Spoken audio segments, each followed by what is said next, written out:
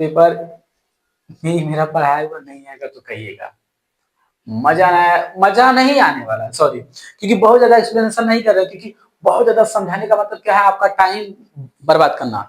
तो मैं रियल बता रहा हूँ, मुझे लिखने में आपका आंसर 2-2 घंटा लिख, एक चैप्टर को लिखने में मैं बात बता तो 1.5 घंटा लग रहा है थोड़े से कंटेंट को। तो सोचो कितना मेहनत करके बना रहा हूँ, इस मेहनत का फायदा उठाओ। हाँ, अगर तुम क्या कहते हैं चाहते हो कि ये सारे कंटेंट का मैं तुम्हारे सामने क्या दे दूं, पीडीएफ दूं, तो एजुकेशन मतलब एजुकेशन और क्या है ड्राइव, एजुकेशन ड्राइव पे तुम जाओ, ये इंस्टा आईडी है, एजुकेशन ड्राइव पे जाओगे, स्पेस मत देना, एजुकेशन ड्राइव जाना, फॉलो करना और वहां कमेंट करना कि मुझे पीडीएफ चाहिए, तो पीडीएफ तुम्हें मिल जाएगा और मजा आ जाएगा। तो चलो ठीक है, ध्यान दो, अगला अगला यहाँ पे आ जाओ। लेकिन तुम पूरा वीडियो देखना और उसका स्क्रीनशॉट भेज देना इंस्टा पे कि हाँ मैंने देखा, तो मैं आपको फ्री ऑफ कॉस्ट ये पूरा पीडीएफ भी दे दूंगा। ठीक है, आ जाओ आ जाओ आ जाओ आ जाओ। तो चैप्टर है संवाद, क्या है चैप्टर है संवाद, पक्का है इस मैं जो दिया मैं दावे के साथ कर रहा हूँ, तुम्हारे पेपर में नहीं आएगा तो जो नहीं तो। देखो ध्यान से भाई साहब, कहाँ गए ये नागरिक शास्त्र का चैप्टर नंबर कौन सा है, दूसरा संवाद। चलो ध्यान से, बकवास नहीं करते हैं, अभी 10 मिनट में खत्म हो जाएगा। संवाद क्या है, ये सारे क्वेश्चन आएंगे, एक ही आंसर लिखना, बस खत्म। देखना मेरा आंसर भी कितना छोटा होता है, ये तो मैं छोटे आंसर के लिए ही जाना जाऊंगा, मुझे लगता है। संवाद क्या है, संवाद सरकार का वह प्रारूप है, वह प्रारूप है जिसमें सर्वोच्च सत्ता केंद्र सरकार और राज्य सरकार के बीच संविधान द्वारा बांटी जाती है। ऐसा ना लिखना, इसके आगे ऐसे लिखना, हम इधर ना आए इसलिए ऐसा किए हैं। ध्यान दीजिए, संवाद सरकार का वह प्रारूप है, वह रूप है, संवाद सरकार का वह रूप है जिसमें सर्वोच्च सत्ता केंद्र सरकार और राज्य सरकारों के बीच संविधान द्वारा बांटी जाती है। तो संवाद का मतलब क्या है, इसमें जो सत्ता है वो किसके किसके बीच में बांटी जाती है, केंद्र सरकार और राज्य सरकार। देखिए ध्यान से, जब सत्ता का बंटवारा किसमें हो, केंद्र सरकार के बीच में बांटा जाता है और किसमें, राज्य सरकार। तो ध्यान दे, संवाद क्या है, इसमें इसके जरिए, संवाद के ही जरिए जो सत्ता है वो किसमें, केंद्र और राज्य में बांटी जाती है, के बीच संविधान द्वारा बांटी जाती है। किसके द्वारा बांटा जाता है, केंद्र और राज्य। तो इस संवाद का मतलब है ना समझ में, जब केंद्र और राज्य को सत्ता की शक्तियां संविधान द्वारा बांटी जाती है तो क्या कहलाता है, संवाद। संवाद की प्रमुख विशेषताएं क्या है, सरकार दो या दो स्तरों की होती है। सरकार कम से कम कितने स्तर की होती है, 2 स्तरों की।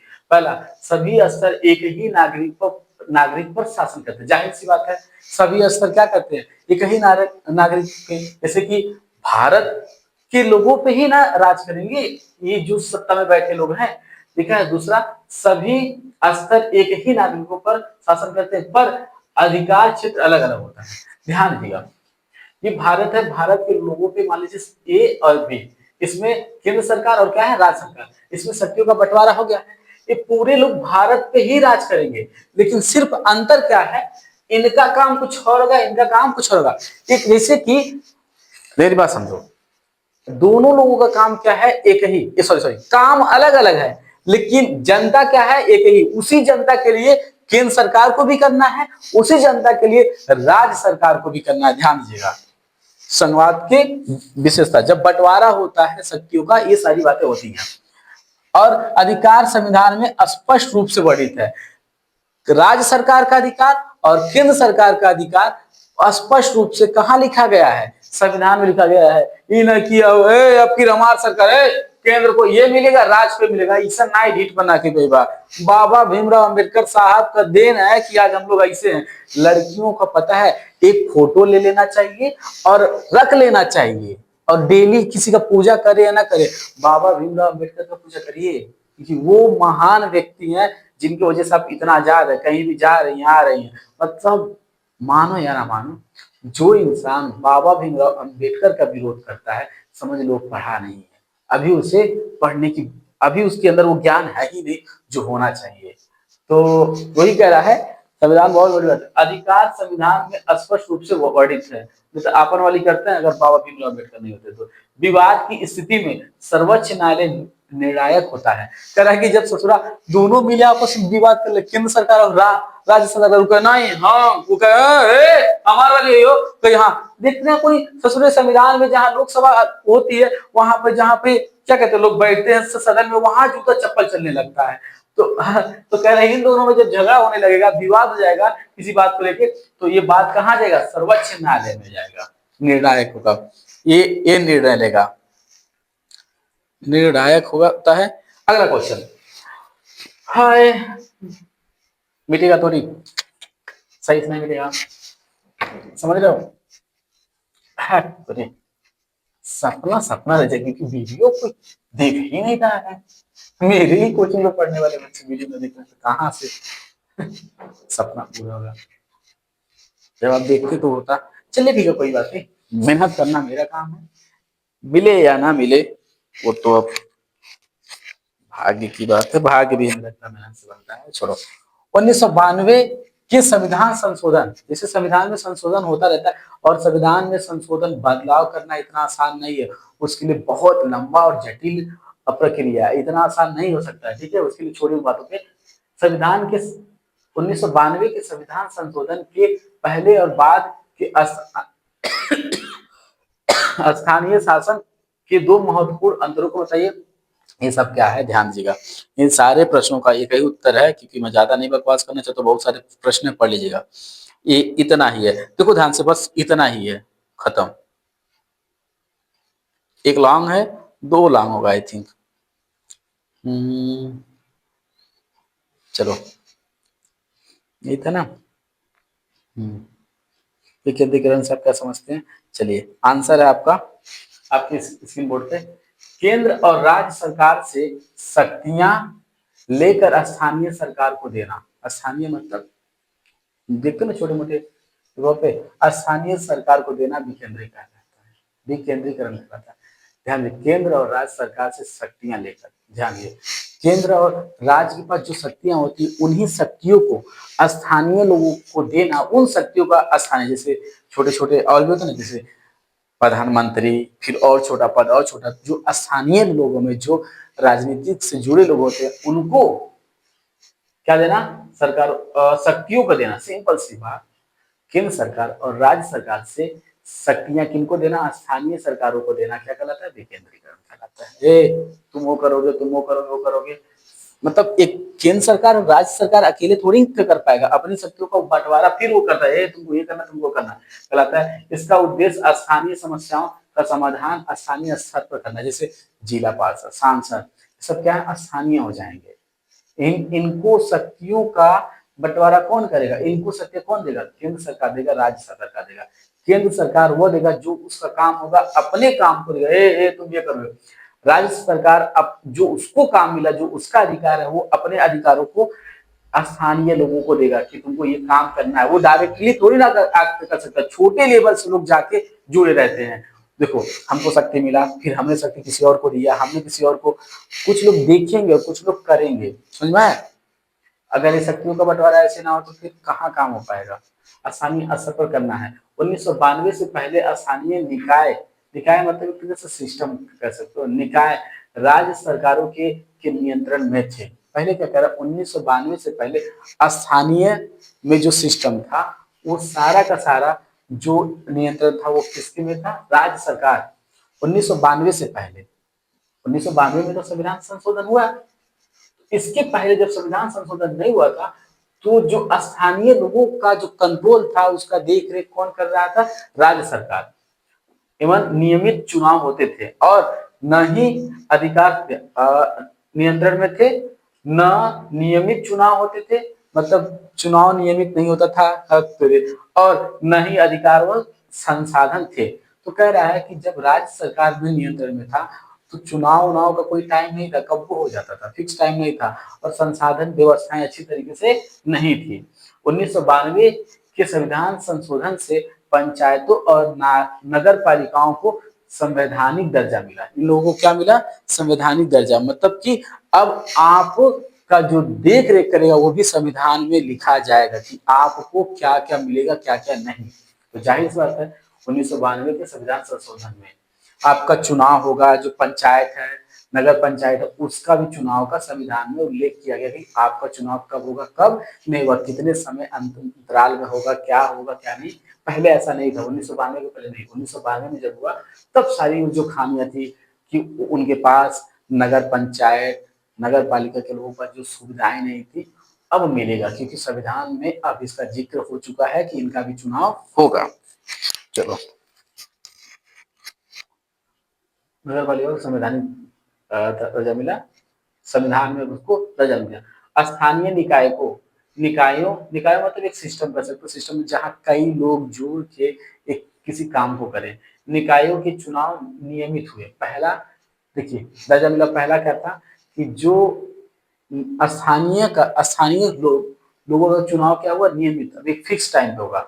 अनुसूचित जातियां कई होती है, अनुसूचित जाति, जनजाति और महिलाओं के लिए आरक्षण किया गया। तो कह रहा है कि जो स्थानीय लोग थे 1992 में बदलाव करने के बाद, संविधान संशोधन जब 1992 में बदलाव हुआ, उसके बाद क्या हुआ, अनुसूचित जाति, जनजाति व महिलाओं के लिए आरक्षण किया गया। आरक्षण मतलब छूट दिया गया। देखिए ध्यान से, अब वो आरक्षण किसे मिलता है, मेरी बात समझो, उस वर्ग को मिलता है जो समाज में पिछड़े वर्ग के होते हैं, जिन्हें आगे बढ़ाना होता है कि अच्छा आप लोग अभी बहुत पीछे काम करते हैं, हर काम में आपको छूट देते हैं ताकि अब जल्दी से ऊपर आ जाइए, आपका भी समाज ऊपर जाए। जैसे मान लीजिए ए नाम का कोई जाति है, वो बहुत पीछे है, हर मामले में पीछे है, तो क्या हुआ, और बी नाम का जाति वो बहुत आगे है, तो एक पुलिस की फॉर्म आया, तो जिनको आरक्षण होता है, इसको 50 नंबर, और ये 50 नंबर पाएगा तब पुलिस में जाएगा, ये 40 पाएगा तब वो चला जाएगा। क्यों, इसको 10 नंबर का आरक्षण, आरक्षण मतलब छूट, क्यों, ताकि इसका भी समाज जल्दी से आगे बढ़ जाए। आरक्षण मतलब होता है एक विशेष तौर पे छूट। तो महिलाओं को आरक्षण किया गया, इन्हें वित्तीय अधिकार दिए गए, वित्तीय अधिकार मिला, राज्य चुनाव आयोग की स्थापना की गई, ये सारी चीजें थी। ठीक है, याद कर लीजिएगा, विकेंद्रीकरण में फायदा हुआ। अब क्या है, लांग है, लांग जो है मैं पढ़ा रहा हूँ, मैं लांग इतना दावे के साथ कहता हूँ, इसको मेरे पढ़ाए हुए बाहर से नहीं, अगर आएगा तो देखिएगा, मजा ना आएगा तो बताइएगा। इतना अथवा करके आता है कि एक ऐसा कोई नहीं है कि जो आप जिसमें आप फंस जाएंगे। चलिए, बहुत सारा क्वेश्चन है। लांग में क्या है, भारत की संघीय व्यवस्था की विशेषताओं का वर्णन कीजिए, भारत में संघीय व्यवस्था कैसी है, इसके 4 लक्षण बताइए। ये सारे प्रश्न का एक ही जवाब है।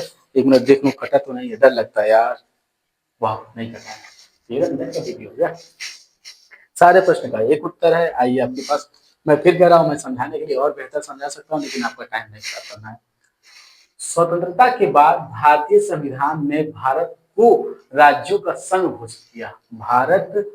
जब भारत आपका आजाद हुआ तो भारतीय संविधान ने, जो भारत का संविधान है, उस भारत को क्या कहा, राज्यों का संघ घोषित कर दिया। तो मैं कहूंगा संविधान ने भारत को किसका संघ कहा है, राज्यों का संघ घोषित किया। इसमें संघ शब्द नहीं है, इसमें संघ शब्द नहीं है, फिर भी शासन व्यवस्था संघीय संघीय सिद्धांतों पर आधारित है। अरे जो संविधान में उसमें संघ शब्द का यूज नहीं किया गया, फिर भी जो भारत की जो शासन व्यवस्था है वो किस आधार पर चलती है, संघीय सिद्धांतों के आधार पर चलती है। भारतीय संघीय शासन की प्रमुख विशेषताएं। अब ये क्या होता है, संघीय शासन क्या होता है, यही ना दिमाग में आया होगा ना, संघीय शासन क्या होता है। अब उसकी विशेषता क्या है, देखिए लिखा है, 2 स्तरीय शासन व्यवस्था। भारत में केंद्र सरकार और राज्य सरकारें हैं, बाद में पंचायत और नगर पालिका को तीसरी स्तर के रूप में जोड़ा गया। तो ध्यान दीजिए, जो सरकारें हैं 2 स्तर पहले थी, एक क्या था, केंद्र सरकार, और एक क्या था, राज्य सरकार। तो केंद्र सरकार और राज्य सरकार, तो कहेंगे जो आपका देश चलता था 2 स्तरों पर चलता था, लेकिन बाद में एक स्तर और जोड़ दिया गया, इसको क्या कहा जाता है, पंचायत और नगर पालिका को तीसरा स्तर के रूप में दिया गया। देखिए कितने स्तर हैं शासन व्यवस्था के, 3 स्तर, केंद्र सरकार, राज्य सरकार, और तीसरा स्तर क्या आया था, पंचायत और नगर पालिका। पूछा जाएगा पंचायत और नगर पालिका को तीसरा स्तर कब बनाया गया, 1992 में जब संविधान संशोधन हुआ तब। अभी अभी हम लोगों ने पढ़ा कि रूप में जोड़ा गया। शक्तियों का बंटवारा, ध्यान दीजिएगा, लिखा है शक्तियों का बंटवारा, संविधान में विषयों को संघ सूची, राज्य सूची और समवर्ती सूची में बांटा गया है। क्या कह रहा है? शक्तियों का बंटवारा संविधान को जो विषय है, कौन सा काम कौन करेगा, इन सारे कामों को तीन तीन सूची में बांटा गया है। पहला संघ सूची, राज्य सूची और समवर्ती सूची में बांटा गया है कि किसका कौन काम है, इन तीन भागों में बांटा गया है। मतभेद होने पर केंद्र का कानून लागू होता है। अगर आपस में मतभेद हुआ तो कौन सा कानून होता है? केंद्र द्वारा बनाया गया कानून होता है। मैं ज्यादा अब नहीं फोकस करना चाहता हूँ, जल्दी जल्दी खत्म कर सकता हूँ, खत्म करना मुझे। पहला हेडिंग रहा शक्तियों का बंटवारा। एक इसका संघीय शासन का विशेषता है कि संघीय शासन में होता क्या है, शक्तियों का बंटवारा होता है। दूसरा लिखित व बदलने में कठिन संविधान, ये क्या है? संघीय शासन की विशेषताएं हैं। लिखित व कठिन संविधान बदलने आ गया, बदलने में कठिन संविधान। केंद्र और राज्य की शक्तियां संविधान में लिखी हैं जिन्हें बदलना आसान नहीं है। क्या कह रहा है कि जो केंद्र में राज्य और केंद्र सरकार और राज्य सरकार की शक्तियां कहाँ लिखा गया? संविधान में। इसे बदलना आसान नहीं है। हम पहले बता चुके हैं संविधान को बदलना इतना आसान होता है, लेकिन हाँ बदला जा सकता है, उसके लिए प्रोसेस होता है, लेकिन इतना आसान नहीं है। मजबूत और एक न्यायपालिका, सिर्फ हेडिंग पे ध्यान दीजिएगा। हेडिंग अगर आपका सही रहेगा तो 100% पूरा नंबर मिल जाएगा यहाँ से यहाँ तक। मजबूत और एक न्यायपालिका। एग्जामिनर आपका लॉन्ग में मेन चीजें क्या देखता है? हेडिंग और कुछ पॉइंट देखता है, उस पॉइंट को देख के चेक कर देता है। मजबूत और न्यायपालिका, केंद्र और राज्यों के विवादों का निर्णय उच्च न्यायालय और सर्वोच्च न्यायालय करते हैं। अभी भी हम लोग पढ़े नहीं थे कि जब केंद्र सरकार राज्य सरकार में ही मतभेद हो जाए अपनी शक्तियों को लेके, अपने पावर को लेके, तो उनको उनके निर्णय को कौन समझेगा, विवादों को कौन समझेगा? उच्च न्यायालय और सर्वोच्च न्यायालय करते हैं। केंद्र अधिक शक्तिशाली, केंद्र को ज्यादा अधिक अधिकार दिए गए हैं, इसलिए भारतीय संघ को अर्ध संघीय संघीय कहा जाता है। मतलब इसलिए कहा जाता है, ध्यान दीजिए, सबसे ज्यादा शक्ति किसको मिला है? केंद्र सरकार। केंद्र सरकार के बाद शक्ति किसका है? राज्य सरकार। राज्य सरकार के बाद फिर पंचायत और नगर पालिका को पावर मिला है। तो सबसे ज्यादा पावर किसको है? कौन से स्तर को है? पहले स्तर को केंद्र सरकार, फिर उस पर पावर दूसरे नंबर के पावर पे कौन आता है? राज्य सरकार। तीसरे नंबर पे कौन आता है? नगर पालिका, पंचायत। 1992 में जिसे जोड़ा गया था। बस यही लास्ट है, फिर खत्म। लिखा है भारतीय संघ में केंद्र राज्य संबंधों का वर्णन। ये क्या है? केंद्र राज्य संबंधों का वर्णन कीजिए। लिखा है, ध्यान दीजिएगा, लिखा है भारतीय, तुम्हारी तरफ नहीं दिख रहा है, कमी है मेरी, लेकिन मुझे जल्दी पढ़ा बस खत्म कर देना। भारतीय संघ में केंद्र और राज्यों के बीच संबंध संबंध संविधान पर आधारित है। क्या कह रहा है कि केंद्र और राज्य के बीच में जो संबंध है वो संविधान पर आधारित है। संविधान में जो लिखा वही होगा ना। संविधान में शक्तियों का बंटवारा केंद्र और राज्यों के बीच किया जाता है। तो कह रहा है कि संविधान में जो शक्तियों का बंटवारा है केंद्र और राज्य को में किया जाता है कि तुम ये करोगे, तुम ये करोगे, तुम काम इस पे करोगे, तुम काम उस पे करोगे, ऐसा है। सत्ता की साझेदारी व्यवहार में कैसी होगी, यह इस बात पर निर्भर करता है कि सरकारें संविधान का पालन कैसे करती है। कह रहा है कि जो सत्ता का साझेदारी है बहुत ज्यादा इंपॉर्टेंट। आप आपने पढ़ा है कि सत्ता का साझेदारी ये हमारे लिए क्या है? लोकतंत्र की आत्मा है। यानी सत्ता का बंटवारा क्या है? समझ रहे हो? ये हमारे संविधान का क्या है? लोकतंत्र का क्या है? आत्मा। तो वही कह रहा है सत्ता के साझेदारी कैसा होगा ये डिपेंड करता है कि जो सरकारें हैं, केंद्र सरकार, राज्य सरकार, संविधान के नियमों का पालन कितना कर रही है। अगर नियम का पालन अच्छे से करेगा तो सत्ता का साझेदारी अच्छा होगा। जाहिर सी बात है कि सरकारें संविधान का पालन कैसे करती हैं।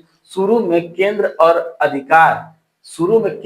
अधिकार राज्यों में एक ही पार्टी की सरकारें थी। पहले कह रहा कि शुरू में केंद्र और राज्य एक ही पार्टी की थी, सरकारें थी, इसलिए राज्यों ने अपने अधिकारों पर जोर नहीं दिया था।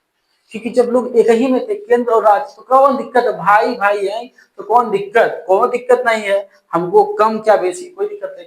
इसीलिए राज्यों ने अपने अधिकार पर जोर नहीं दिया। बाद में जब केंद्र और राज्यों में अलग अलग दलों की सरकारें बनी तो कई बार केंद्र ने राज्यों की, ध्यान दो, केंद्र सरकार और क्या है? राज्य सरकार, ए नाम है, ए नाम की पार्टी, यहाँ पे भी किसका राज आ गया है, केंद्र से सरकार जीता है, और यहाँ पे भी कौन जीता है, केंद्र।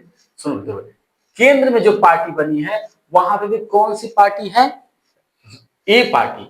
बी में भी क्या है, सॉरी मेरी बात समझो, जो पहला स्तर है केंद्र सरकार में भी केंद्र सरकार, और एक क्या होता है, राज्य सरकार। राज्य सरकार में भी मान लो बीजेपी की पार्टी है, और सॉरी केंद्र सरकार में भी बीजेपी की पार्टी है, राज्य सरकार में भी किसकी पार्टी है, बीजेपी। यानी दोनों जगह अगर किसी का सत्ता है तो किसका है, तो बीजेपी का। तो जब दोनों जगह सत्ता एक ही लोग का है, तो क्या राज्य में शक्ति कम बेसी होने से कोई बात रखेगा, क्या राज्य में जो शक्तियों का बंटवारा है बीजेपी से शिकायत करेगा, नहीं करेगा, क्योंकि उसी की पार्टी है। बट लेकिन यहीं पर कांग्रेस पार्टी आ जाए, ये रहे, तो जाहिर सी बात है राज्य की शक्तियां कम है, क्षेत्र भी कम है, तो राज्य कांग्रेस यहां राज कर रहा है, राज्य में इस समय सत्ता किसका है, कांग्रेस का, और केंद्र पर राज कौन कर रहा है, बीजेपी। तो कांग्रेस वाला आवाज उठाएगा, हमारे राज्य के पास शक्तियां नहीं है, हमें ये अधिकार नहीं है, हम कैसे जनता के लिए काम करेंगे। जैसे कि अभी क्या नाम था यार, दिल्ली में केजरीवाल जी जब थे, तो वो मोदी सरकार को डायरेक्टली ब्लेम कर रहे थे कि हमारी चीजों को रोक लिया जा रहा है, फंड नहीं मिल रहा है, तो कैसे हम मेंटेनेंस करेंगे। तो सब राज्य सरकारें हैं। जब राज्य सरकार में किसी और का अधिकार होता है, फिर वहां समस्याएं होती हैं। देखिए यहाँ बैटरी लो हो गया है हमारे से, देखिए पता नहीं रिकॉर्ड हुआ होगा कि नहीं, कैसे कैसे करती हैं, शुरू में केंद्र, और समझ में आया ना। तो बाद में जब ऐसी हुई अलग अलग, इसमें अलग पार्टी है, इसमें अलग पार्टी है, तब यहाँ पर राज्य सरकार ने अपना अधिकार मांगना शुरू कर दिया। अधिकारों की, और क्या लिखा है, कई बार केंद्रों ने राज्यों के अधिकार की अनदेखी की और राज्य सरकारें भंग कर दी। तो मतलब क्या करा, कई बार जब बार बार कहा गया तो केंद्र सरकार ने, हाँ, राज्य सरकार की बतिया नहीं मान रहा था, केंद्र सरकार कहाँ है, पावरफुल है, और राज्य सरकार भंग कर दिया। ये संघीय भावना के खिलाफ था और ये सही नहीं था। उसी में ये भी आंसर लिखना है। 1990 के बाद क्षेत्रीय दल मजबूत हुए और केंद्र में गठबंधन सरकारें बनी, इससे राज्यों की स्वायत्तता बढ़ी। सुप्रीम कोर्ट के फैसले से भी राज्यों के अधिकार सुरक्षित हुए। फिर सिंपल सा लिखना है, इसके बाद क्या हुआ, बहुत चीजें बदलाव हुई। फिर सुप्रीम कोर्ट ने आदेश दिया, उसके बाद राज्यों का भी अधिकार सुरक्षित रहा। नहीं तो केंद्र सरकार कुछ भी कर दे रहा था राज्यों के लिए। तो मांग हुई, ठीक है, सब कुछ अच्छा होता है। इस तरीके से एक चैप्टर होता है खत्म।